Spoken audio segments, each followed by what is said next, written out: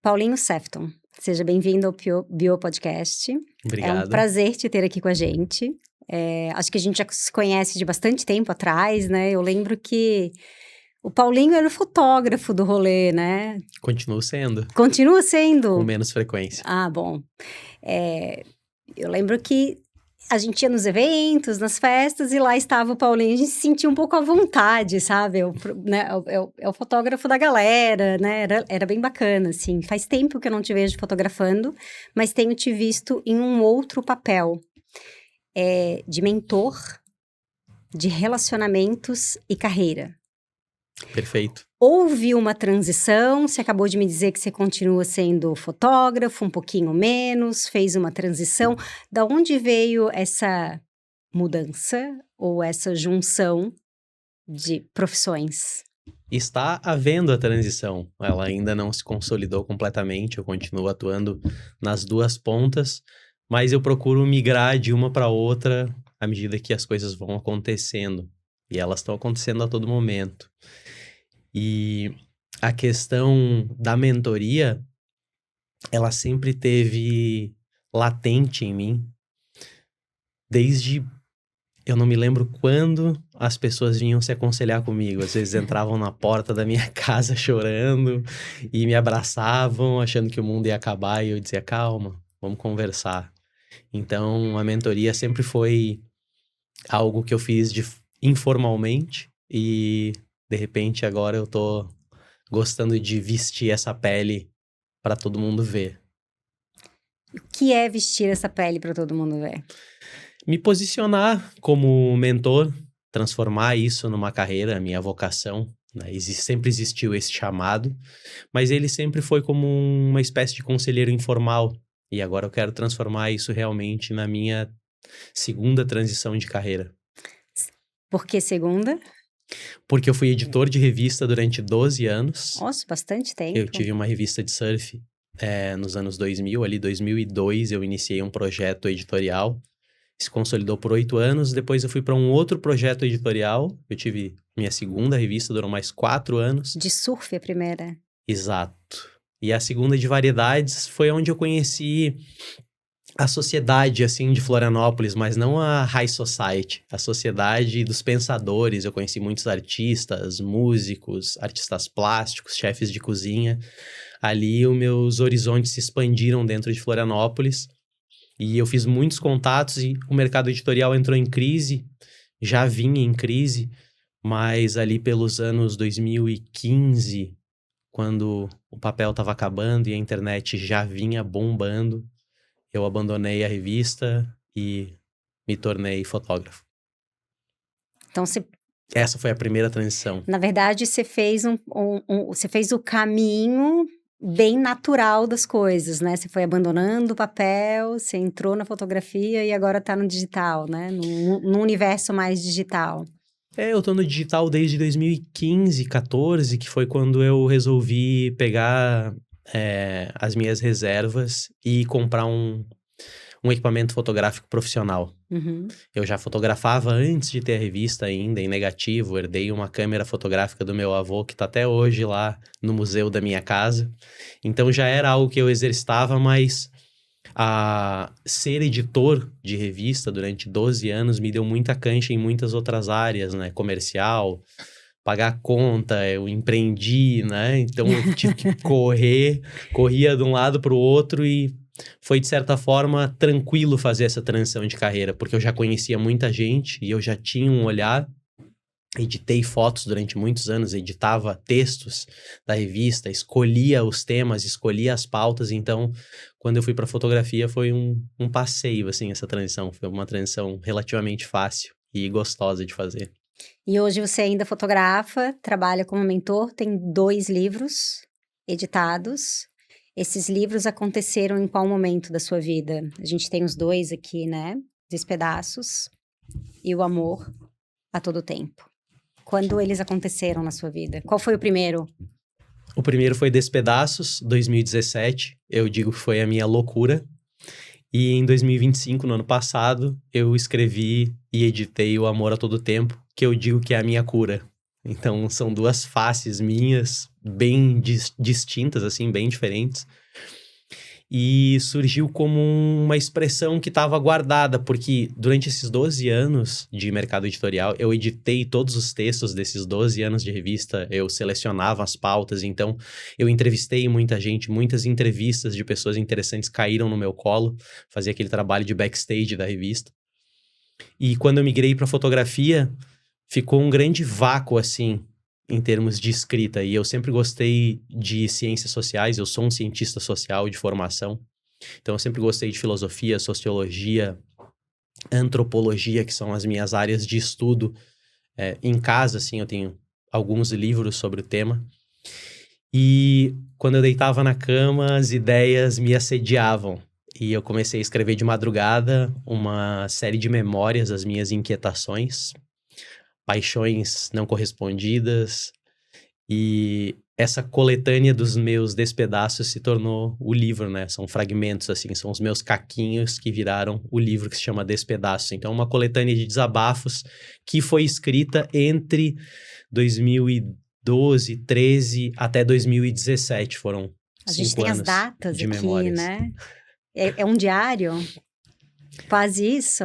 Não, eu não escrevia todos os dias, mas eu datava e continuo datando. Agora eu tenho escrito pouco nesse formato, porque são formatos distintos. Eu continuo escrevendo agora os meus roteiros e as coisas que eu falo no Instagram.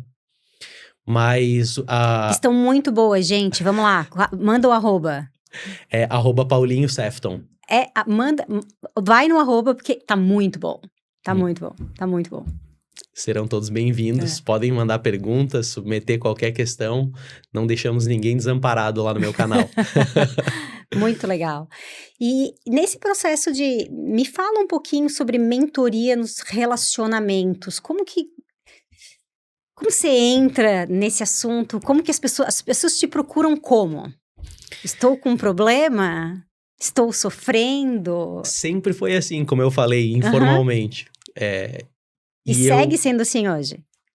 Profissionalmente? Agora eu tenho um método. Opa! Eu entrego um documento, um dossiê sobre as minhas percepções, o estado atual da pessoa, como é que ela se encontra, a principal queixa dela, porque geralmente ela vem com uma queixa e a vida ela é muito dinâmica, então ela tem várias ramificações e tá tudo integrado. A gente é um organismo que a gente às vezes vê uma dor aqui e essa dor tem uma série de outros sintomas que muitas vezes estão invisíveis atrás de várias camadas que a pessoa ela não tá revelando, ela não quer ver, e aí a gente vai fragmentando e buscando essas respostas, e as respostas estão sempre dentro da gente. Eu gosto muito da teoria da reminiscência, que foi uma teoria que Sócrates escreveu, que o indivíduo ele sempre tem as respostas dentro dele, e através de questionamentos o próprio indivíduo, a pessoa que está buscando essa ajuda e essa mentoria, ela chega às respostas para as próprias perguntas. Mas eu funciono como um guia. Eu abro um espaço de escuta profunda, a pessoa entrega o que ela puder entregar, que ela está a fim de trabalhar, e a gente vai entrando. Eu vi que você faz um sistema de lives. Isso é aberto? Isso é para um grupo fechado? Como funciona? A live é aberta. Eu tenho feito 2 vezes por semana, sempre às 5h45 da manhã, então tem que estar bem disposto. Eu tenho que estar mais bem disposto ainda. E como é a minha vocação... Eu acordo 4h45, tá Então, ótimo. eu não acordava, eu tô acordando 4h30 agora para chegar 5h45 fervilhando. Pleno. E é aberto a todo mundo.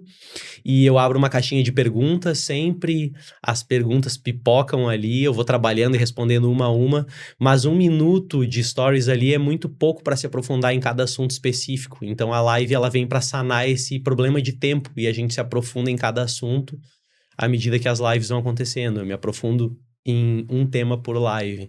Então ela é aberta para todo mundo, ela fica gravada, mas ela não fica publicada no Instagram. Eu publico o arquivo editado de lives no arquivo da Hotmart, e aí todas as lives estão à venda para quem quiser se aprofundar nos assuntos que foram trabalhados aí ao longo do tempo. Mas quando a live é lançada, ela está aberta para todo mundo participar. Tá, e daí, eu tô muito curiosa, vou te fazer perguntas Vamos lá? de curiosidade mesmo. Como diz a editora do meu primeiro livro, a Chay, a minha vida, Paulinho, é um livro aberto, mas a tua vida é um livro arregaçado. Então vamos lá, Então, melhor não ainda. tem pudor. Tá, aí então você tem chama cliente ou paciente? Cliente. Mentorado. Ok, então você tem uma mentorada que tem um conflito de relacionamento Geralmente X, é assim. né? Imagino que seja. Ela tem um conflito de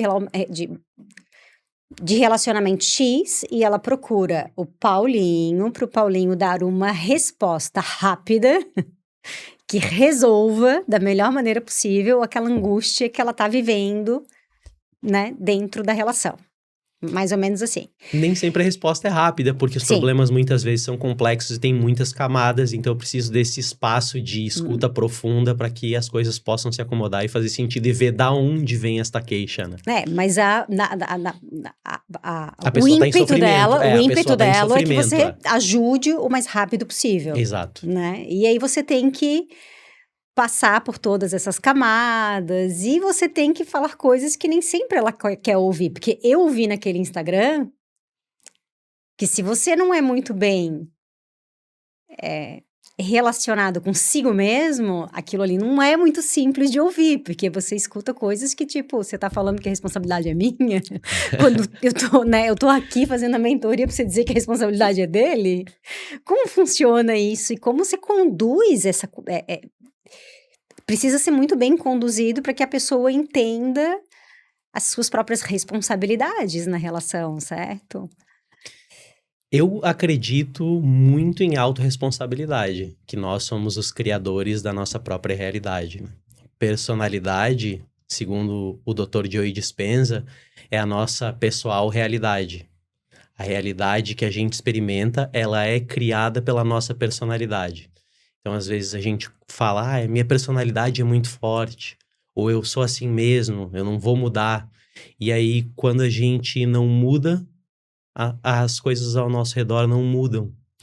Então, para que a realidade se transforme no seu entorno, é necessário ter uma mudança interna, porque o mundo não vai responder diferente se você estiver fazendo sempre a mesma coisa, dando sempre o mesmo estímulo ao meio, né?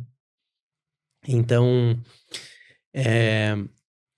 eu acredito piamente nisso. E uma coisa que eu falo sempre, perdão, é que toda falta de resultado é reflexo de alguma habilidade que você ainda não desenvolveu. Mas isso é algo difícil de falar. Mas eu não vim aqui dizer que a vida é fácil. E você estava falando sobre a velocidade, que as pessoas querem uma resposta rápida ou uma solução rápida. Vamos repetir aquilo de novo, isso é muito bom. Anotem no caderninho, gente, vai lá. Eu falo sempre isso na live, peguem os seus cadernos. Anotem no caderninho, quando é muito importante eu falo, caneta vermelha. O que é para eu repetir? Toda falta de resultado é reflexo de uma habilidade que você ainda não desenvolveu. É isso? Uhum. Procurem desenvolver novas habilidades. Sempre. Sempre. Tem uma outra frase muito boa de um dos melhores livros que eu já li, que se chama A Arte do Impossível, do Steven Kotler, que ele fala que os limites da minha linguagem... Não, perdão. Os limites do meu mundo são os limites da minha linguagem. Então, se você quer crescer, se desenvolver, atingir novas pessoas, ter novas conquistas, você precisa desenvolver habilidades novas. Se você não desenvolve habilidades novas, você só vai até onde você já foi. E a gente quer ficar na zona de conforto, né? Bom, na verdade, a gente prospecta estar fora dessa zona, mas a gente não prospecta a ação fora dessa zona, né? Então, a gente acaba que não... Só fica no desejo de estar em outro lugar. Né, de ser diferente daquilo que a gente é, mas a gente não faz nada para mudar, isso é uma verdade, né? E eu imagino que você atravesse isso diariamente no seu trabalho. Eu ouço muitas queixas, né? Eu me posicionei dessa forma como um mentor e como um oráculo, assim. As pessoas vêm com perguntas e se eu não souber ou não conseguir ir atrás da resposta, o que eu tô fazendo ali? Então, a minha... a minha atividade principal hoje é ir em busca das respostas da minha audiência. Então, eu preciso ser competente nesse sentido.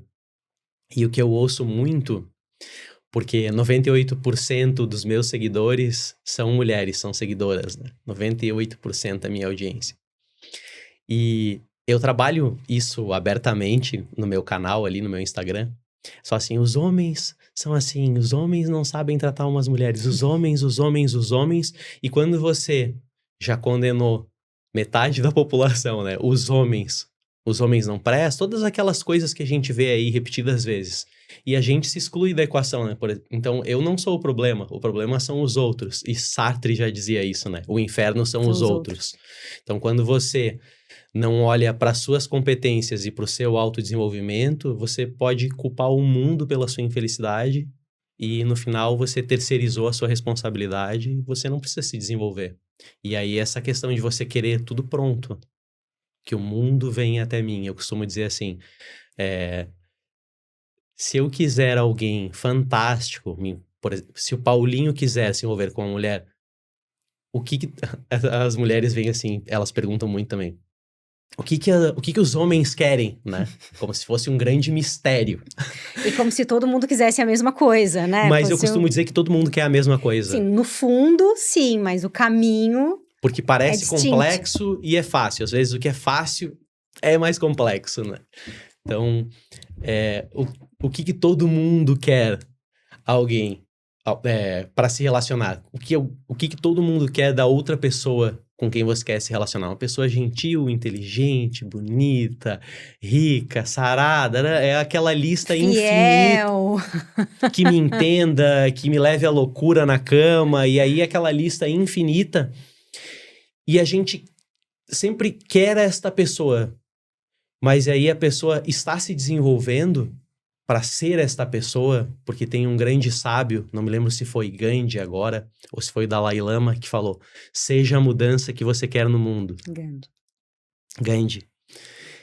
E aí todo mundo quer isto do seu par ideal, daquela pessoa que a gente projeta, a gente faz uma carta de cocriação pro universo, o meu homem ideal, a minha mulher ideal, e aí põe aquela lista infinita, muitas vezes inatingível, impossível, e para se desenvolver, para ser isto, para estar à altura disto... não faz nada. E aí fica difícil atrair, né? Porque a gente atrai o que a gente vibra. Então, se você não tá vibrando tudo isso que você tá projetando no outro como um par ideal, dificilmente o universo vai te responder à altura. Então, eu costumo dizer assim... Então, vocês estão cansadas, vocês estão... chateadas, deprimidas, foram traídas, amarguradas, os homens não prestam, e aí você vai resolver isso vendo série da Netflix, todas as temporadas de uma série romântica. Imagina se eu fizesse isso, né? Ficasse deprimido, amargurado, em casa, sem estudar, sem treinar, comendo um monte de porcaria, vendo série da Netflix, vai bater uma mulher maravilhosa lá na minha porta. Paulinho, onde é que tu tava? Não é assim que funciona, né? Mas, ironicamente, isso é o que a maioria das pessoas faz. E elas fazem isso esperando um resultado completamente diferente desse. Então, às vezes é bom tirar esses véus. Não é fácil. Às vezes pode ser extremamente doloroso olhar para si como responsável pelo próprio contexto que você está vivendo e sair desse papel de vítima e passar para um papel de protagonista da própria vida. E como você acha que os teus seguidores, não necessariamente apenas as tuas mentorandas, mas os teus seguidores, como você acha que eles recebem esse tipo de verdade no qual você joga, né, a batata na mão dele? Se você quiser, começa por você, sendo que ele tá ali procurando... Primeiro que não é verdade, é a minha opinião apenas, né? É apenas o filtro da minha consciência e são as coisas que eu acredito. A verdade para mim é algo muito superior e a minha consciência ela não tem a capacidade de falar sobre a verdade. Krishnamurti disse que... Isso é muito yoga, você pratica yoga? Há alguns anos. Mas Krishnamurti disse que nenhum homem, nenhum ser humano pode falar sobre a verdade Porque a partir do momento que nós estamos falando sobre o que é a verdade, que é o universo acontecendo e a realidade como ela é, quando ela passa pelo filtro da consciência e pela nossa linguagem, já não é mais a verdade, é apenas como eu interpreto a realidade. Então, o que eu falo no meu Instagram, nos meus livros, é apenas a minha consciência se expressando com a linguagem que eu alcancei até agora. Eu tô sempre, como eu disse antes, tentando expandir a minha linguagem e tentando expandir o meu mundo. Então, eu tô sempre buscando linguagens novas. E, respondendo a tua pergunta, algumas pessoas abraçam isso, algumas pessoas saem correndo das coisas que eu tô falando, algumas pessoas me xingam, né? E os meus vídeos mais polêmicos são os que mais atraem seguidores. Tem uma trend da Rage Bait, já ouviu falar? Não.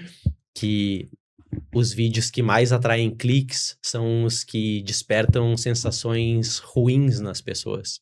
É claro que eu não faço isso porque eu não quero ter um monte de pessoas querendo me apedrejar virtualmente. Claro. Mas existe essa tendência das pessoas não conseguirem se segurar quando elas veem algo que elas não gostam, elas têm que xingar, elas têm que agredir. Eu olhei uma ideia que vai contra os meus princípios, contra o que eu acredito. E aí, ao invés de você simplesmente deixar passar, você vai lá e tem que destilar a sua raiva ali, né?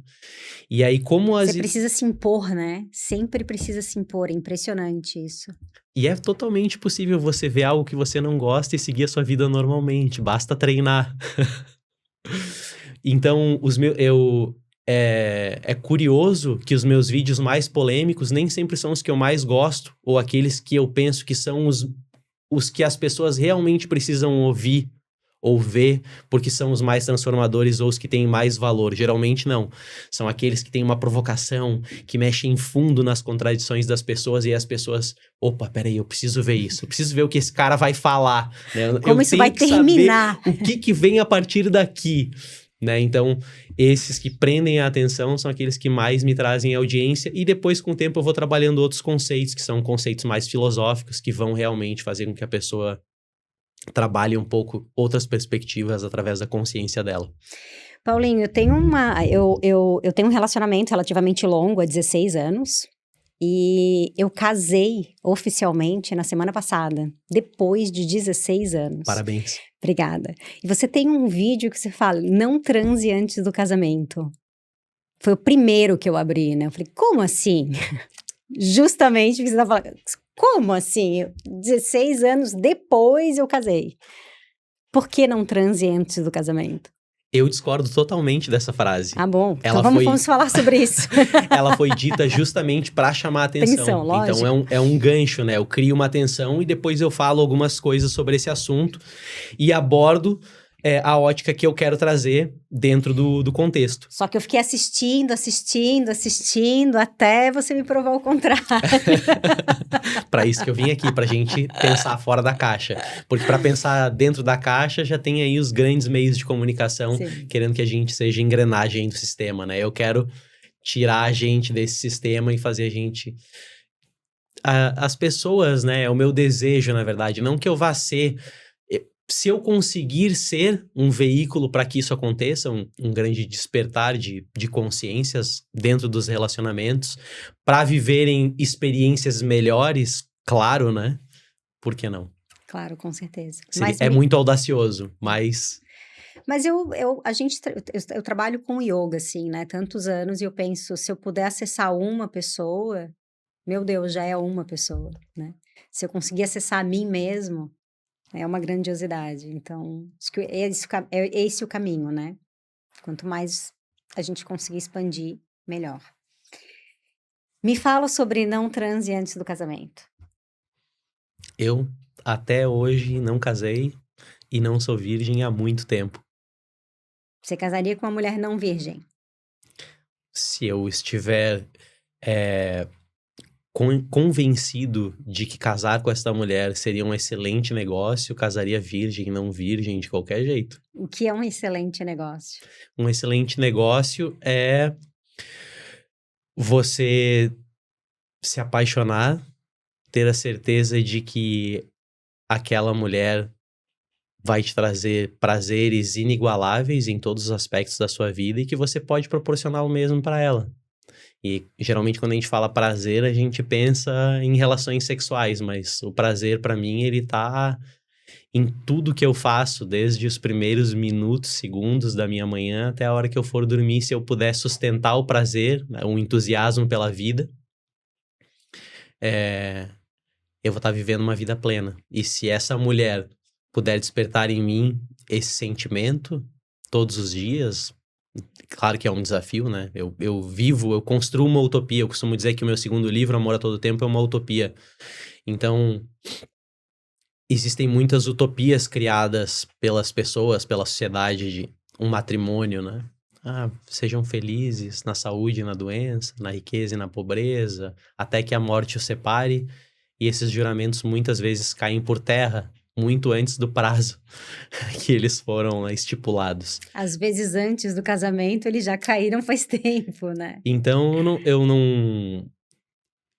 não digo que eu não acredito em casamento, porque eu vejo pessoas juntas até o último suspiro das suas vidas, quando um morre e outro morre logo em seguida. Muitas vezes não é fácil. Relacionamentos têm provações, mas um bom negócio é quando duas pessoas fazem bem e crescem juntas, é um excelente negócio. O que que significa crescem juntos?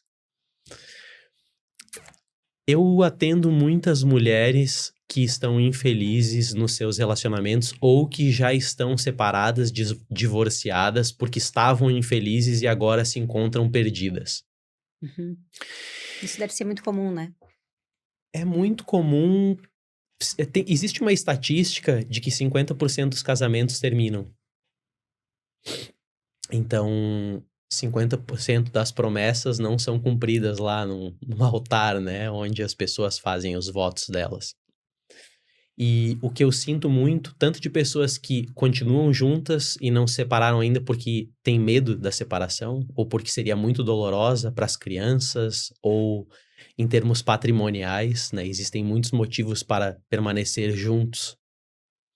Mesmo que o desejo entre essas duas pessoas já tenha sido há muito tempo. E um dos motivos pelos quais isso acontece, essa separação, mesmo quando estão juntos, é que as pessoas que se conheceram no começo da relação, elas vão passando por várias transformações. Então, um exemplo clássico é, as pessoas se conheceram com 20 anos, vamos supor, e agora elas estão com 25, 30, 40, e elas não são as mesmas pessoas. Eu não sou o mesmo Paulinho de quando eu tinha 20 anos. Eu tinha aspirações diferentes, sonhos diferentes, uma mentalidade completamente diferente. E quando a gente não acompanha o nosso parceiro, a gente acaba criando uma distância muito grande, mesmo morando sob o mesmo teto. E aí isso gera essa dissonância. E o que eu sinto é que algumas pessoas dentro de um casamento, uma pessoa vai empreender uma busca espiritual. Começar a praticar yoga, buscar retiros espirituais, se alimentar melhor. Mas quando ela casou, ela não era assim. Ela estava lá nas festinhas da universidade, bebendo e querendo construir a carreira dela, e de repente ela teve um despertar e isso não faz mais sentido. Se o seu parceiro não despertou junto com você, vocês podem até permanecer juntos, mesmo sendo extremamente diferentes até o final da vida. Mas geralmente o que acontece, na maioria das vezes, não é uma regra, é uma tendência, que fique bem claro, é que as pessoas comecem a se afastar muito, morando sob o mesmo teto, às vezes tendo filhos, tendo construído um patrimônio juntos, e aí começam grandes dúvidas, grandes questionamentos de: será que o meu parceiro vai mudar? Será que eu mudei tanto? Quanto tempo eu vou conseguir esperar para que haja uma mudança? Será que eu quero que a pessoa mude? E aí, 1 milhão de minhocas na cabeça. E a pessoa, ela já não é mais a pessoa que casou. A pessoa com quem ela casou, ela já não é mais apaixonada, porque ela não se desenvolveu no mesmo sentido, independente do sentido que a vida tenha tomado. E aí você tá casado com alguém que não é mais quem você quer. E aí você tem um grande dilema na sua vida, que é super difícil de resolver. Eu vejo isso com bastante frequência. Eu vejo com muita frequência. E eu não não tô nessa área, né? Mas dou aula de yoga, então acho que de alguma forma a gente encontra esses mesmos, diria, personagens. São dilemas, né, que as pessoas vivem. Mas basta estar em sociedade para ver Pra esses ver esse dilemas, tempo porque todo. eles estão em todos os lugares. Mas às vezes as pessoas não expressam, né? As pessoas. Eu vejo muito isso e eu gostaria de saber a tua opinião sobre, né? Como você lidaria com essas mulheres, essas que fazem de conta que não vêm. Como que eu lido com elas? É. São as minhas mentoradas. Elas te procuram, elas te procuram porque elas sabem que elas estão em sofrimento, mas elas são incapazes de reconhecer aquilo que é óbvio e claro para elas dentro de uma relação. Que já não existe mais uma relação, mas ela não consegue sair daquele... Reconhecer, ela reconhece. Porque a partir do Mas não momento que ela assume, já né? me procurou, ela já existe um incômodo. E são muitos. Um incômodo clássico que acontece é que a pessoa, ela tem um relacionamento aberto, uma pessoa que nem ela quer namorar, e ela tá mais feliz do que no casamento anterior, mesmo sem ter uma relação fechada. E aí todas as pessoas à volta dela condenam. Como assim? Isso não é amor. Aí as pessoas pensam assim, como que não é amor? Eu sinto mais amor por ele do que pelo meu ex-marido de 20 anos, mas todo mundo à minha volta diz que não é amor. Aí vai lá o Paulinho e fala, não deixa ninguém te convencer de que isso não é amor. Isso sim é amor.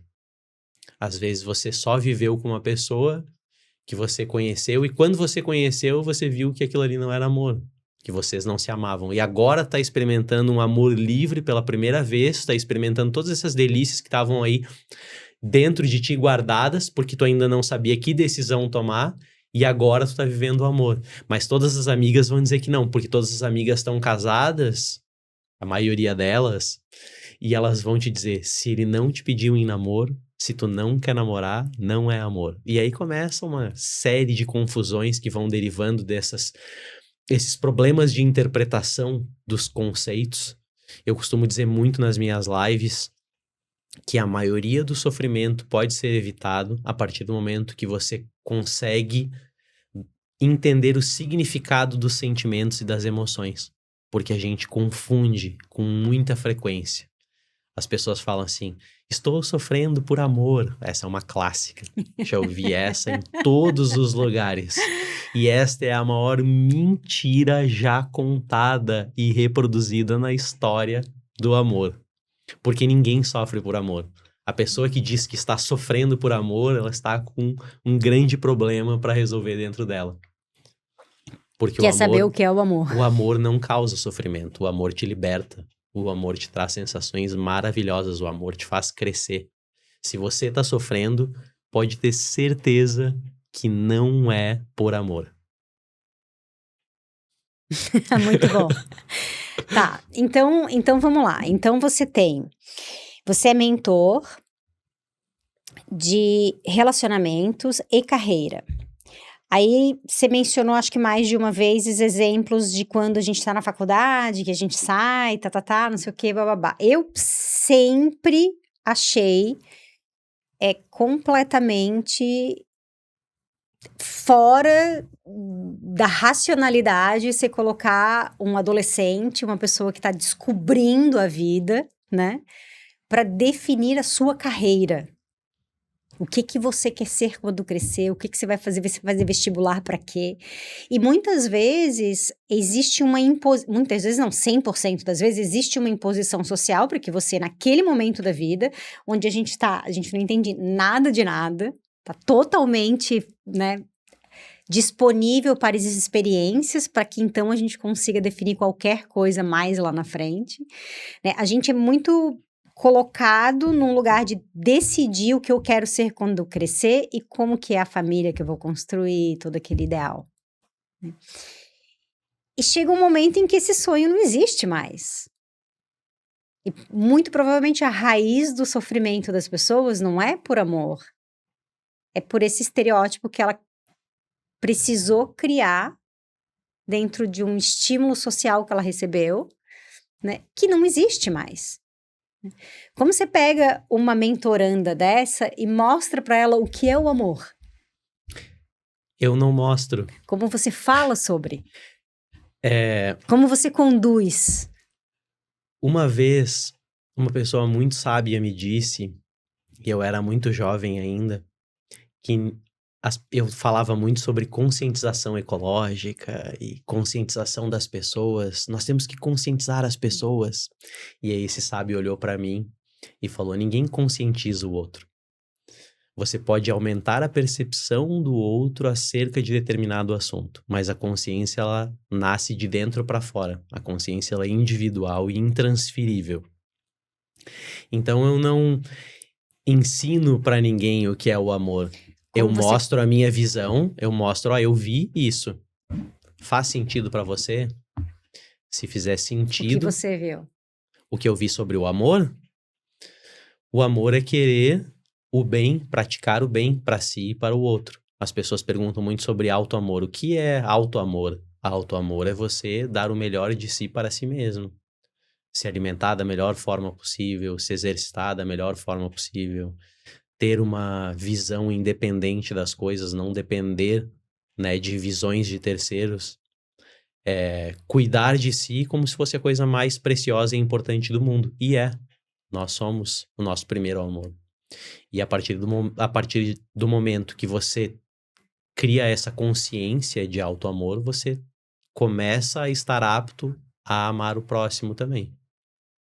E você não acredita que uma das maiores dificuldades da humanidade está nessa percepção do amor?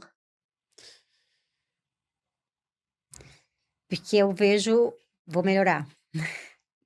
Eu vejo que existe uma projeção de felicidade num amor platônico, num amor que preenche determinados buracos que não necessariamente vão te deixar te fazer feliz. As pessoas confundem amor com carência e ciúmes com valor. Então, esses conceitos, eles são muito misturados desde sempre. Elas confundem amor com posse. Muito bom. E quando esses conceitos estão misturados, quando a pessoa não sabe o que é o amor, ela acredita que se você me ama, você vai ficar comigo até o fim da minha vida e você não vai olhar para outra pessoa. Eu sou a pessoa que vai te trazer mais felicidade, prazer que você já experimentou na sua vida. E essas coisas não têm nada a ver com amor.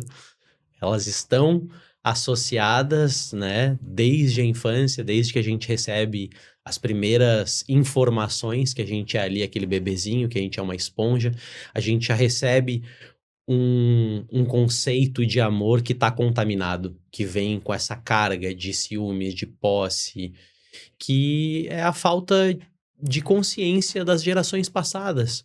É claro que a consciência ela já estava na Grécia Antiga sobre os valores, sobre os princípios, sobre a virtude, estava também na Índia, os grandes meditadores, estava também na China, em todas as sociedades clássicas ali na Roma Antiga, já existiam valores muito mais elevados do que o indivíduo médio da sociedade hoje tem.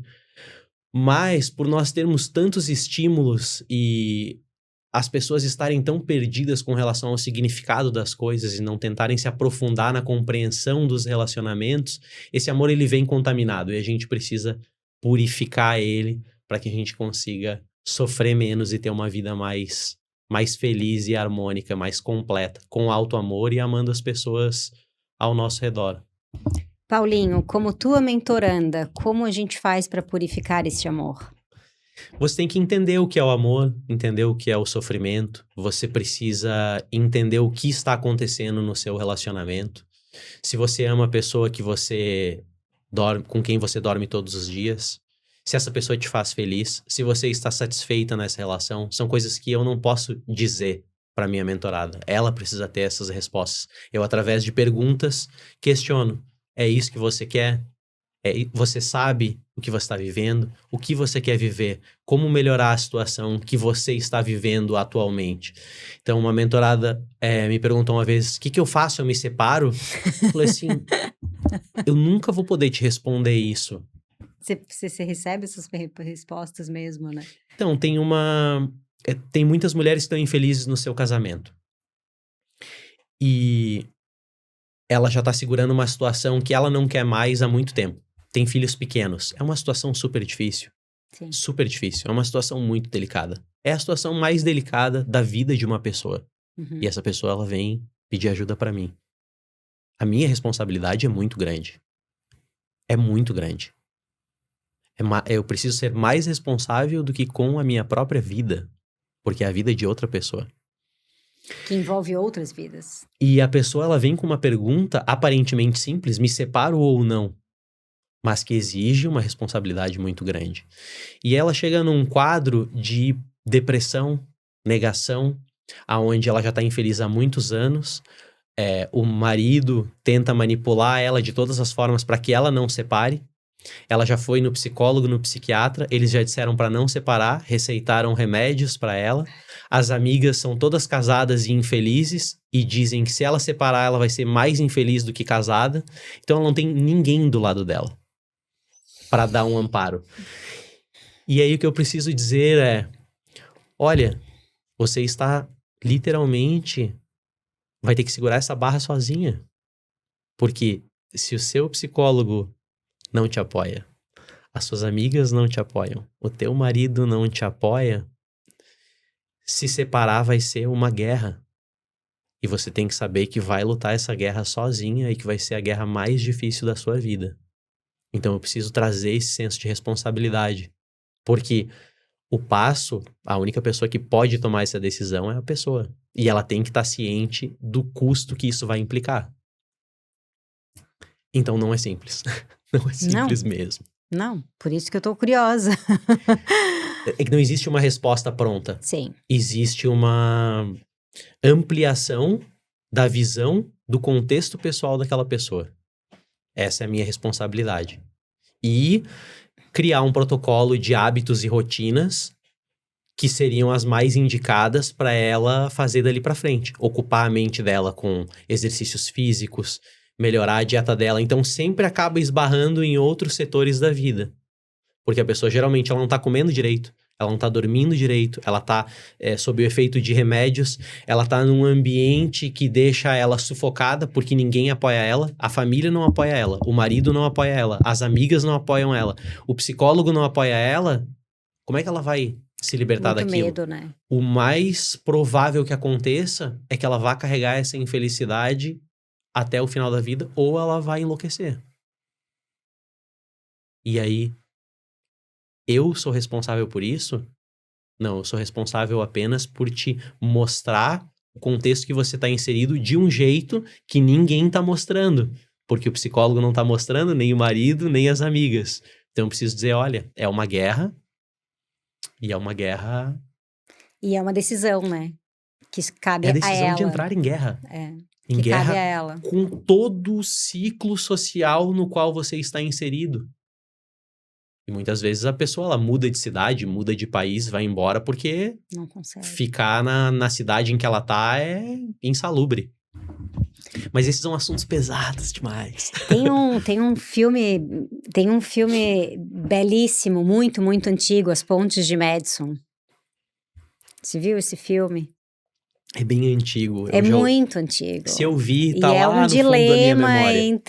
entre um casamento relativamente perfeito, mas aí ela conhece um fotógrafo, se apaixona e eles vivem uma história belíssima de amor e no fim ela tem que escolher com quem que ela fica. E é muito complexo, porque ela tem que escolher entre o amor e um companheirismo, uma amizade que existia no outro casamento. Então, eu acho que eu choro do começo ao fim, eu já assisti umas tantas vezes, é um filme belíssimo, assim, muito antigo, muito antigo. Eu sou esse tipo de pessoa que assiste 30 vezes um filme porque eu preciso fixar aqueles conceitos dentro de mim. E choro pra sempre, choro 3 dias depois eu ainda tô chorando, tô chorando ainda. E eu não consigo trabalhar porque eu fico com aquela decisão da pessoa, eu me coloco totalmente no lugar, mas é um filme belíssimo porque mostra é essa relação do amor mesmo, da paixão, do tesão, da relação sexual, assim, aquela coisa maravilhosa. Tudo que eu mais gosto. E aí, do outro lado, tem um baita de um parceiro, tem um amigo, tem uma pessoa que vai estar ali do lado dela para sempre. E é uma decisão a tomar. A vida é uma série de decisões a tomar, Difíceis. uma atrás da outra. Difíceis. Muito difíceis. Mas vamos falar então sobre um outro assunto interessante. Vamos lá. Lanchinho de ex. Viés cognitivo. Vamos falar sobre... Conta para nossa audiência o que é o lanchinho de ex. É um termo que eu vi na internet de que quando às vezes a gente tá numa relação e a relação ela tem aquela rotina desgastante. E aí você viveu ali 1 ano, 10 anos, o tempo não importa.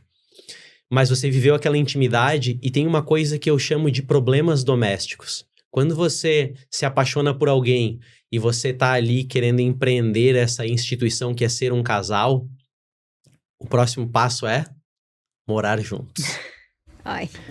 E quando você mora junto com a outra pessoa, surgem uma série de desafios que não existiam antes dessa etapa, desse passo de ir morar sob o mesmo teto. Que são as rotinas domésticas.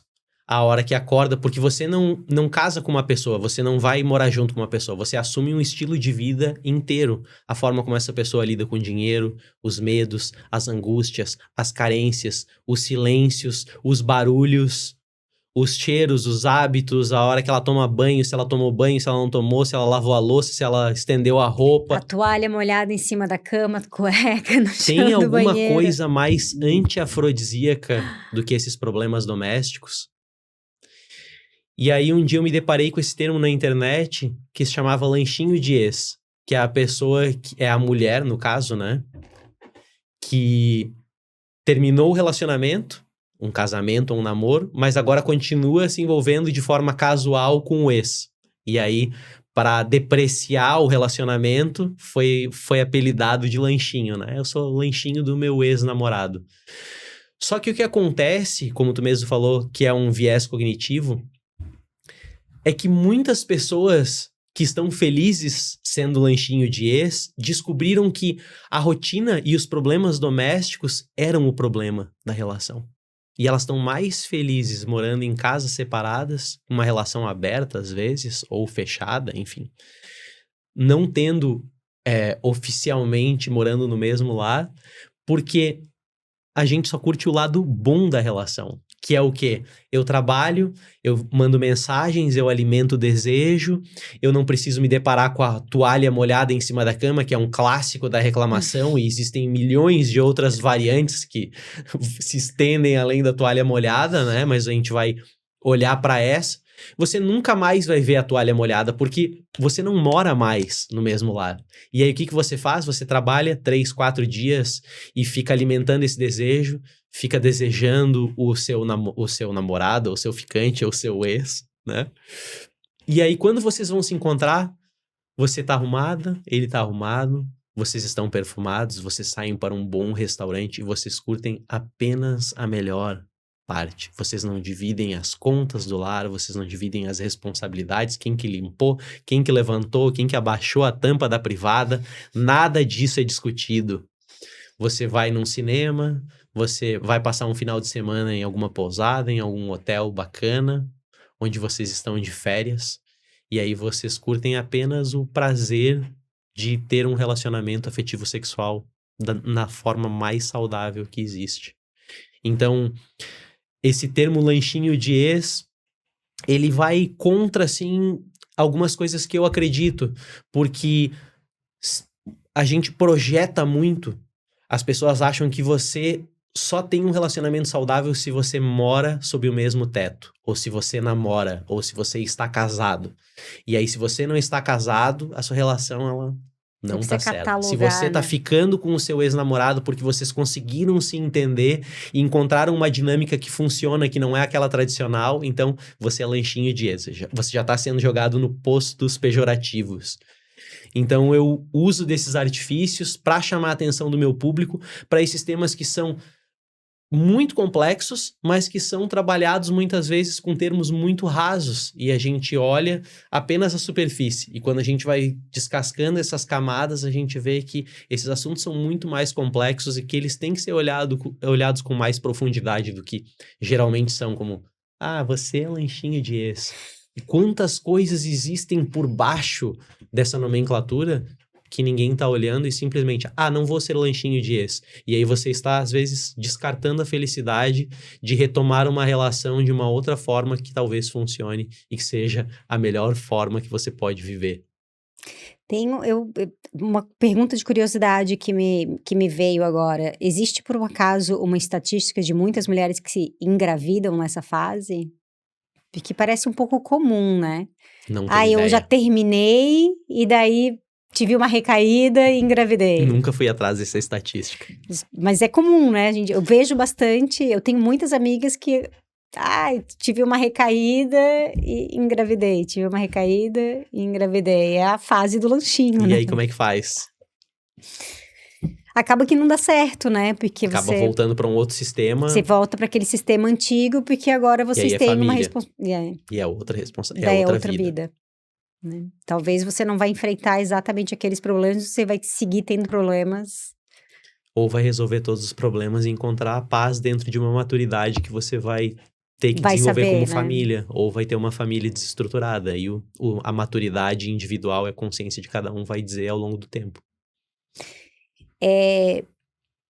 O que seria uma família desestruturada? Uma família que tem personagens integrantes disfuncionais, que não resolveram as suas questões ancestrais, os seus traumas, os seus medos, essas deseducações onde os integrantes não sabem o que é o amor, não conseguiram trabalhar os seus ciúmes e esses fantasmas emocionais, eles estão ali sempre à espreita e elas vão acabar contaminando uma outra criança. Seus pais estão brigando ali o tempo inteiro na frente da criança, discutindo por causa desses problemas domésticos, ou por causa das contas, ou porque aonde que tu tava até essa hora da noite, ou qualquer problema que o casal tenha, a criança ela vai estar ali absorvendo aquilo e ela também já vai começar a desenvolver disfunções dali para frente como indivíduo depois. Então, um casal disfuncional, pessoas disfuncionais vão ter atritos, inevitavelmente. Como foi sua infância? Foi aonde sua infância? Você tá sempre com chimarrão, você não é daqui, é? Meus pais são gaúchos. Eu sou de Ibiraquera. Ibiraquera? Em Imbituba, ao lado da Praia do Rosa. Então, meus pais casaram um pouco depois do Woodstock ali e resolveram morar na praia, com quase nada, assim, de havaianas e bicicleta. E aí eu me sinto muito privilegiado, porque eu tive uma infância bem conectada com a natureza, assim, pescava atrás de casa, foi uma infância muito rica. Mas meus pais eram pessoas com bastante sombras. Todos são, né? Todos nós somos, na verdade, de alguma forma. E aí eu empreendi essa jornada para tentar entender o que estava acontecendo. Porque quando você não tem essa curiosidade, você fica como um tronco de rio. Você é arrastado pelas suas emoções a todo momento. Né? E você via essas sombras no teu próprio comportamento? Ainda vejo. E trabalha isso? O tempo inteiro. Eu quebrei a mão há 1 mês e meio, eu dei um soco na parede de raiva e quebrei a mão. Algo impensável. Eu nunca tinha quebrado nenhum osso do meu corpo até... Com a própria força. Num súbito emocional, que eu não consegui conciliar com aquelas emoções, eu me agredi. Então eu ainda lido com essas emoções e com esses fantasmas. E eu acredito que a gente não vence eles, a gente aprende a viver com eles. Acredito nisso também. E o que você faz para conviver com eles? Quais são as práticas? Me conta a sua rotina espiritual, de descoberta, de desenvolvimento, de expansão de consciência. A minha rotina mudou muito. Quando não é nos dias da live, 2 dias na semana, às 5h45 da manhã. A minha rotina muda muito. Eu tive anos que eu meditei durante 10 anos seguidos, todos os dias, às vezes 1 hora por dia, quando eu descobri a meditação, foi muito legal. E de repente eu parei de meditar. Eu medito 1 vez por semana, de 15 em 15 dias. Tem semanas que eu tô meditando 3, 4 vezes por semana. Então minha rotina ela varia bastante. Mas eu acredito que o segredo é transformar tudo em meditação. É estar presente em cada coisa que a gente faz. Se eu estou aqui no podcast, eu estou aqui no podcast. Se eu estou meditando, eu estou meditando. Nem sempre é fácil, porque a nossa mente ela tenta escapar, ela tenta se ocupar com coisas que são menos importantes do que estar presente. Então ela busca essas distrações. Às vezes você está lendo um livro e de repente você leu 10 páginas e dessas 10 páginas, 8 você não leu porque a mente estava em outro lugar. Então eu acredito que quando você começa a desenvolver esse hábito de estar presente, você está meditando o tempo inteiro. Então para mim essa conversa é uma grande meditação. Essa troca, quando a pessoa está realmente interessada na outra, isso tem uma riqueza que não se encontra em nenhum outro lugar. E é por isso também que eu fui para a mentoria e desenvolvi o meu canal ali no Instagram, onde as pessoas conversam comigo, porque o interesse genuíno em quem o outro é e em resolver as questões mais profundas que a gente traz desde a infância, adolescência e na vida adulta, é um exercício não apenas evolucionário, mas revolucionário. A gente faz uma própria revolução dentro da gente mesmo quando a gente está genuinamente interessado em se desenvolver e entender o que o outro está passando. É uma forma de amar o outro e de estar presente e de estar meditando aqui em sociedade, junto com as outras pessoas. A gente tem realmente muita dificuldade de... A gente... Óbvio que a gente interpreta o mundo de acordo com as nossas perspectivas, e a gente já falou sobre isso, né? Mas seria muito especial se nós pudéssemos, além de ter essa consciência, perceber que o outro também está interpretando o mundo de acordo com as experiências dele, né? E poder... E ter essa presença para fazer essa junção de experiência e de expansão. E aí eu te diria, como um casal, como um amigo, como... em qualquer relacionamento que a gente tem na vida, né? Acho que no final das contas a gente vai sempre... A resposta vai estar sempre na presença, no qual você olha para si mesmo e percebe seus anseios mais profundos, suas angústias, as suas sombras, e olha para isso e fala, eu me disponho a isso, eu quero ser diferente disso, né? E ao mesmo tempo você consegue reconhecer isso no outro e se dispor a isso, se propor a isso, estar junto com o outro. Acho que eu tô respondendo perguntas que eu te fiz de acordo com a minha perspectiva, né? Acho que esse é o segredo das relações, né? Essa presença, esse interesse em quem a gente é, que nada mais é do que o outro também é, né? Só que com histórias diferentes, visões diferentes, mundos diferentes, sombras diferentes.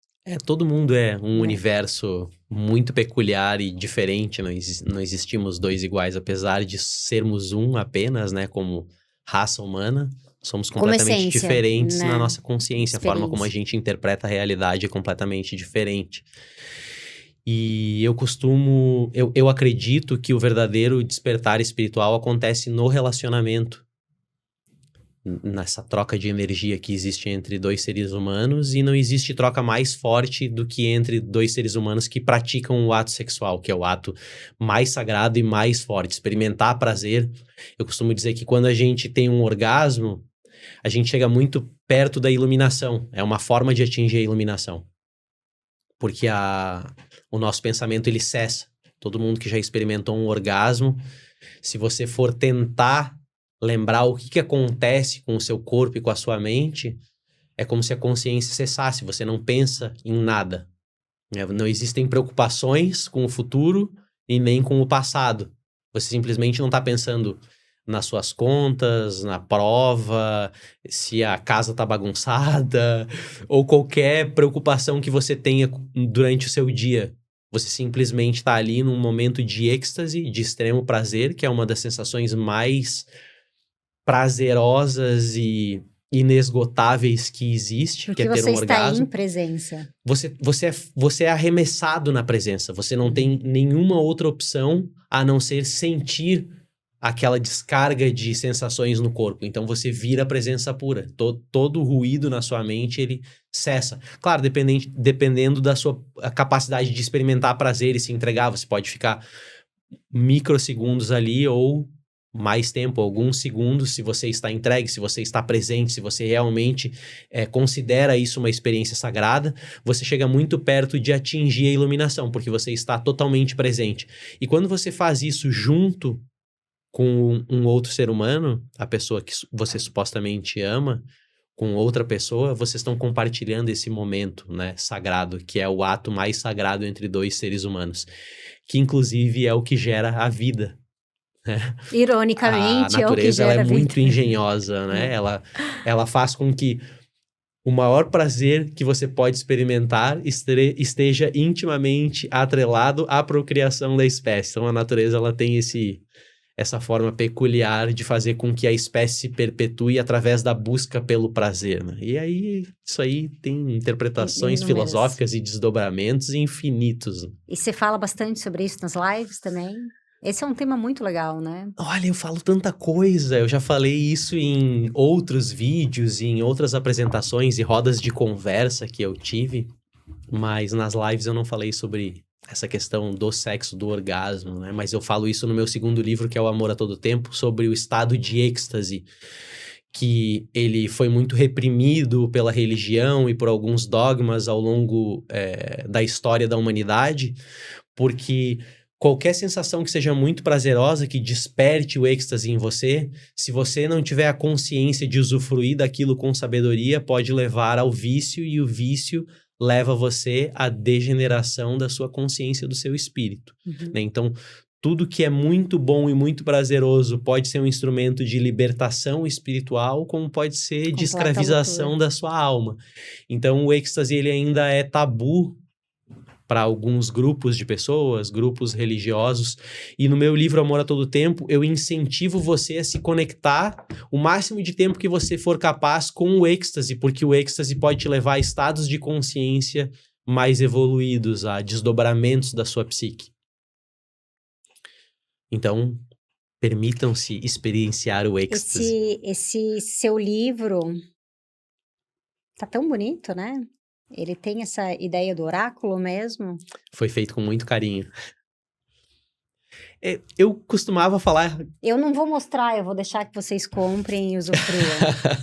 Façam isso, Mas será tá bem lindo. aproveitado.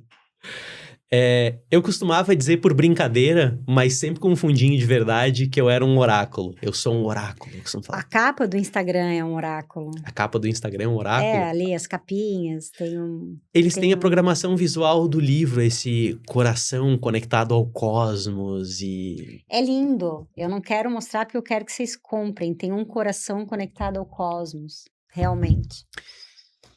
E você fala sobre êxtase? Um pouco. Um pouco. O que mais você fala no livro? Me conta sobre o livro. Na verdade, Amor a Todo Tempo é uma utopia. Ok. Porque viver conectado no amor o tempo inteiro não vou dizer que é impossível. Talvez Jesus tenha vivido isso, Buda. Eu não sei, eu não estava lá. Eu ouço histórias sobre Jesus e sobre o Buda. E eu quero crer, e tomara que eles tenham vivido o amor desde o primeiro suspiro até o último, porque eu acho que uma divindade, ela é feita de amor a todo tempo. Mas, a partir do momento que você consegue estar mais tempo da sua vida conectado com amor, você está conectado com uma inteligência superior. Você está desenvolvendo dentro de si uma inteligência superior. Então, eu acredito que todos os problemas nos relacionamentos acontecem quando você se desconecta do amor. Porque quando você está vibrando no amor, você quer o melhor para si, você quer o melhor para as outras pessoas que estão à sua volta e você quer o bem de todo mundo. Então, se todos vibrassem no amor, os problemas do mundo, da humanidade, deixariam de existir automaticamente. Literalmente uma utopia. É algo que me ocorreu, não é uma ideia nova. Jesus já trouxe essa ideia e Sim. outros sábios já acreditavam nisso, mas eu resolvi resgatar e transformar num compilado com 19 princípios para expandir a nossa mente e melhorar a nossa vida, que essa é a proposta do livro. Então, é como uma caixa de ferramentas, onde você tem esses 19 princípios e você pode tocar e explorar cada um deles e ver de que forma isso pode servir na sua vida e melhorar a forma como você se enxerga dentro dos relacionamentos com todas as pessoas, com seus familiares, com seu marido, com a sua esposa, com seus filhos. Então, é como se fosse um manual com pequenas dicas práticas e eu procurei fazer com a linguagem mais acessível possível, porque eu gosto de uns livros grossos assim, complexos, que tem uma bibliografia extensa e um monte de tratados científicos, e aí as pessoas vêm e falam assim, eu nunca vou ler isso. Sim. E aí eu queria que as pessoas lessem como se fosse um passeio, assim, tô passeando na praia. Então eu busquei fazer com uma linguagem super acessível para que qualquer pessoa pudesse compreender o que eu tô falando, mas também que pudesse tocar dentro dessa profundidade que a gente precisa acessar, de se conhecer melhor. Então essa é meio que a proposta do livro. São 19 princípios? Isso. Qual o seu favorito? Qual que te toca mais? Eu gosto de... 1, 2, 3. Não eu gosto pode de pensar. conversas terapêuticas. Conversas terapêuticas é o que mais te toca. Todos me tocam de alguma forma, O que mas... mais te toca? Nesse momento da sua vida, vai mudar, a gente sabe que muda. O que é o amor é muito bom, porque, como eu falei antes, as pessoas acham que sofrem por amor e elas estão sofrendo por apego. Então, Sim. você tá completamente apegado. Se tem uma coisa que você não tá fazendo é vibrar no amor, a hora que você tá sofrendo. Você pode estar fazendo 1 milhão de coisas, mas não é por amor. Com certeza não. Então, esse princípio, que se não me engano é o terceiro princípio do livro, o que é o amor, vem para explicar da forma mais simples possível o que é o amor, na minha opinião, obviamente. Na opinião de mais ninguém, é apenas a minha visão sobre o que é o amor. E aí você é livre, porque são princípios, né, e não regras. Porque um princípio diz que funciona desta maneira, mas pode funcionar de outra forma. Então não é uma imposição. Uma regra quer dizer que só funciona desta forma, de nenhuma outra forma as coisas acontecem. E um princípio ele pode ser adaptado. É um princípio, funciona, mas você pode adaptar a sua maneira de viver. Então é um convite para pensar desta forma, mas não é uma regra. Eu não digo em nenhum momento que isto é uma verdade. São princípios. Se você quiser adotar para sua vida, e isso fizer sentido, você gostar, isso melhorar a sua vida, ótimo. Se não... E é legal que esses tratados, se eu puder chamar assim, né? Esses princípios, tratados, eles mudam a partir do momento em que a gente vai mudando. Então, ler e reler é muito interessante, porque... por isso que eu fiz essa pergunta. Qual que é o teu do momento? Porque sempre você vai pegar e você fala, nossa, esse... né? Quando eu li há 2 anos atrás, eu nem lembrava que eu tinha lido isso. E aí, de repente, faz todo sentido para as experiências que eu tô tendo na minha vida nesse momento. Então, é muito legal. É o tipo de livro que a gente precisa estar sempre eu espero que sim. revivendo, né? Olhando. E tem outros princípios, livre-se dos ciúmes, reprograme a sua mente, aumentando a vibração, porque às vezes a gente tá vibrando lá embaixo e a gente não sabe como aumentar a nossa vibração, como sair de um estado de vibração baixa, a gente tá se sentindo mal, tá com problemas de saúde, tá com baixa disposição, aí tem um princípio que é aumentando a vibração. Às vezes a pessoa sofre de ciúmes há muito tempo, não conseguiu se libertar, e o ciúmes é um veneno que contamina o seu coração, então eu ensino algumas técnicas, passo algumas práticas para você começar a dissolver os ciúmes dentro de você e ter uma vida mais harmoniosa, com menos posse e mais amor, né? Então, tem alguns princípios que vão ajudar a gente a viver um pouquinho mais em sintonia com o universo. Tem muitos textos védicos que falam sobre a nossa busca pela felicidade, né? Que eu acho que a gente pode traduzir por esse amor que você expressa, né? Lá a gente acaba traduzindo como felicidade. E na grande maioria deles, em algum momento, né, dá aquela voltinha para dizer, então, você não é feliz porque você tem medo, né? E o medo é aquele que te faz ter desejos, e os desejos são aqueles que te levam a conquistas superficiais, são aqueles que te levam à posse, ao apego e todas essas coisas. Então, no final, a raiz, né, desses conflitos está no medo. Você concorda com isso?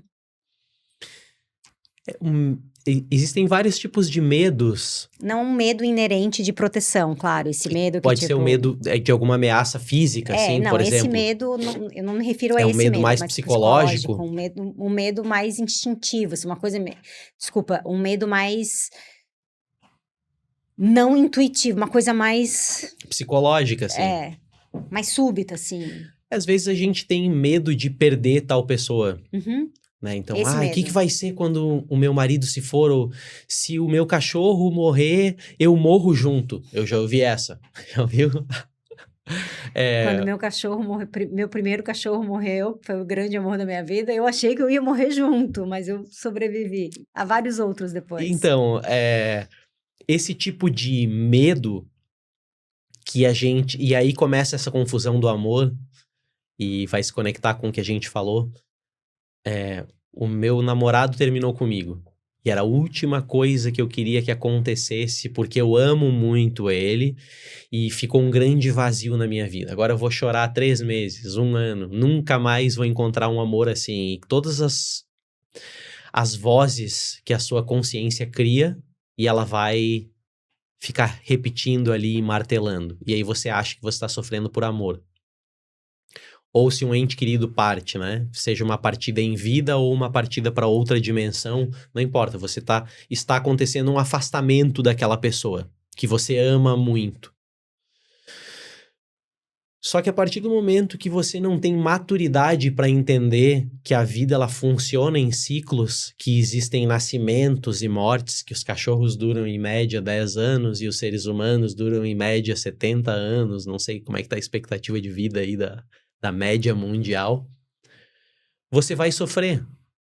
Você vai sofrer porque você vai estar apegado a uma ideia de que aquilo é para sempre, ou que deveria durar para sempre. E uma ilusão, porque a natureza é o começo, meio e fim, né? Exatamente. Então você não está sofrendo por amor. Você ama aquele ser que está partindo, mas você está sofrendo porque você quer manter aquele ser perto de você. Você não acha que a gente não poderia dizer que você não ama a pessoa em si, mas a relação que existe entre vocês? E aí o quebrar dessa relação é que esse apego que você tem à relação, essa coisa entranhada que você tem ali, que você não consegue se ver longe, né? Ou sem. Eu acho que talvez seria esse apego, esse amor que faz com que a pessoa sofra. Não seria isso? A falta faz com que a pessoa sofra. A falta daquela sensação, daquele abraço, daquele cheiro, daquele olhar, daquela emoção que aquela pessoa te despertava, daquele carinho, enfim. O laço é individual. Só a pessoa sabe do que ela vai sentir falta. Mas uma clássica que é quando a pessoa ela vai embora e você não queria que ela fosse, mesmo em vida, né? Ela se separou de você para ir viver um outro amor. E aí você não quer de jeito nenhum, você quer ficar com ela. E aí você diz que está sofrendo por amor. Se você ama de fato a outra pessoa, você vai deixar ela ir e ser mais feliz e desejar que ela seja mais feliz com o outro do que o quanto ela foi com você. E mais rapidamente você vai se reerguer. Isso é muito disruptivo para a mentalidade tradicional. Porque o nosso ego, ele vai dizer o quê? Não vai. Eu te amo. Você não pode me abandonar. Você quer manter aquela pessoa ali. E você vai dizer que é por amor que você quer manter ela. Mas se você ama a pessoa de fato, você vai deixar ela aí e vai desejar genuinamente que ela seja mais feliz na próxima relação dela do que ela foi com você. Não é fácil. É um dos exercícios mais difíceis que você vai fazer na sua vida. Mas isso é o amor. Se você não faz isso, você está se desconectando do amor. Você está apegado àquela pessoa que quer partir. Você está puxando ela pelo pé. E isso não é amor. Isso está muito longe de ser amor. Então, quando eu digo que ninguém sofre por amor, se você estiver vibrando de fato no amor, e se você de fato ama aquela pessoa, não existe nada mais sensato a se fazer do que deixar ela seguir o caminho dela, com o coração cheio de gratidão por ter dividido uma parte da sua vida com ela. Pô, Paulinho, mas é difícil, vai. Eu não disse que é fácil. Eu não vim aqui dizer que é fácil. E nem que eu consigo. Sim. Eu estou longe de conseguir ser esta pessoa. Não é porque eu sei o que é certo que eu consigo fazer o que é certo. Você eu sei que eu quebrou não a devo... sua mão por amor? Eu quebrei minha mão porque eu tava na merda. Eu tava muito longe do amor. Não foi por amor? Não foi por idiotice pura. Porque eu tava completamente afastado das minhas faculdades mentais. E como você se sentiu depois? O que você fez depois? Muita pra dor. voltar às suas faculdades mentais? A dor foi me chamando. Eu tô curiosa ótimo. pra saber o que o Paulinho faz. Quebra a mão quando tá angustiado. Quando ele acorda e não faz a live. Eu edito as lives. Editar lives tem tomado bastante tempo da minha vida, mas eu quero entregar um material bom pra minha audiência, pra quem compra o banco de dados da live, que agora são 10 lives, daqui a pouco vão ser 20, daqui a pouco vão ser 30. E elas estão no Hotmart? Elas estão todas à venda na Hotmart por um preço bem baixo agora, né? Um preço de oportunidade pra quem entrar agora. E são questões da audiência. As pessoas perguntam e eu trabalho as questões mais profundas da minha audiência. Então, é uma entrega. É uma entrega às 5h45 da manhã e eu vou em busca de resolver aquela questão da forma mais didática e simples possível. Quem acorda às 5h45 da manhã e fica naquela 1 hora comigo vai receber os ensinamentos sem custo algum. Mas vai ter que conseguir acordar cedo, que é uma das dificuldades, né? E para quem não conseguiu acompanhar as lives e se interessou por algum tema que perdeu, pode mandar uma mensagem para mim, eu envio o link e lá ela tem acesso vitalício a todas as lives que contemplam todos esses temas. Carência, amor, traição, desejo, atração, sensualidade, sexo, meditação, alimentação. E os temas são muitos. E que hora você pratica yoga? Hoje eu pratiquei 7h30. Da manhã? Saí da live e fui pro yoga. Mas varia. Às vezes eu tenho que trabalhar à noite, né, com fotografia. Ou às vezes eu saio para jantar com algum amigo, com algum cliente. E aí, no outro dia... Então a minha rotina não é uma rotina 100% regrada. Mas eu tento manter alguns princípios ali de dormir até as 9 horas da noite. Jantar até as 18. E quando tem swell... Muda tudo. Muda tudo. A minha vida vai de acordo com a maré. Total. É isso. Se tem onda, eu largo tudo, saio correndo. Aviso, menos a live. A live eu não consigo abandonar. Tá, boa. No momento eu tô focado. Apaixonado pela live. Apaixonado pela minha audiência ali. E elas também? Tem umas devotas, eu chamo de fiéis. Uhum. São algumas que entram assim, todas as lives elas estão ali, são as primeiras a entrar, participam, mandam as questões, mandam perguntas, interagem ali. Você tá feliz com esse teu momento profissional? Parece que sim. Parece, né? Eu acho que nada me dá mais satisfação do que esse mergulhar em busca dessa consciência que é representada pela flor de lótus, né? No yoga, com 1000 pétalas, se não me engano, me corrija se eu estiver errado.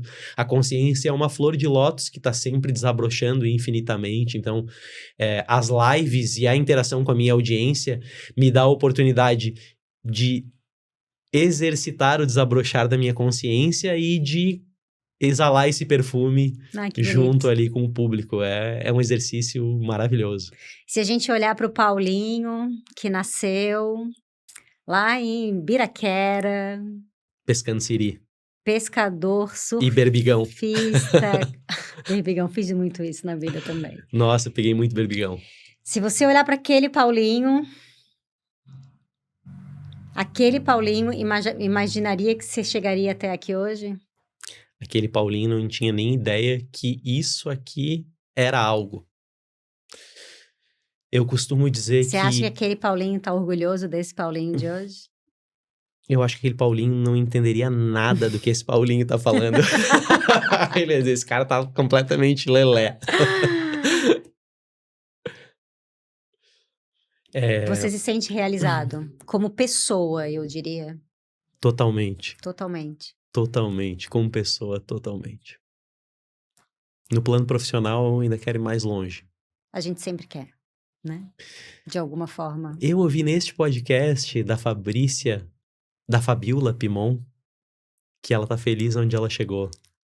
Eu achei isso tão bonito, cheguei a deixar um comentário aqui no podcast. Grandes amigos meus, Fabiola e Henrique. Foi muito legal o episódio com eles. Eles são demais. Fantásticos. E ela falou que perdeu um cliente porque o cliente perguntou pra ela, onde que você quer estar daqui a 5 anos? E ela disse, aqui.